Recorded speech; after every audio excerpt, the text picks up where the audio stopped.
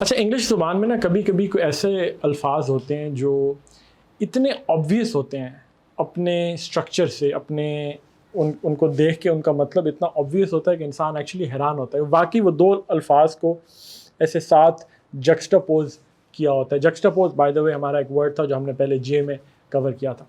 जैसे दो वर्ड्स को जक्स्टापोज किया होता है। तो वर्ड है आज का, और वर्ड बताने से पहले ऐसे लोग आपको अपने सोशल सर्कल में हो सकता है नज़र आएँ। ये ऐसे लोग होते हैं जिसे हम उर्दू में कहते हैं ना, रंग में भंग डालने वाले, जो अच्छे भला जब कोई इंसान एंजॉय कर रहा है या कोई खुशी का मौका है तो उस पर कोई ऐसी बात छोड़ेंगे या कोई ऐसा काम करतब करेंगे कि वो सारा मज़ा उस बात का ख़राब कर देंगे। तो वर्ड है किल जॉय। अब किल जॉय का लिटरली मतलब है समबडी हु किल्स जॉय। तो ये नाउन है, किल जॉय नाउन है, और किल जॉय का यही मतलब है वो शख्स जो स्पॉइल कर दे मज़े को। तो मैं इसको अगर जुमले में यूज़ करूँ तो मैं कह सकता हूँ कि I find it hard to make friends with somebody who is a killjoy, right.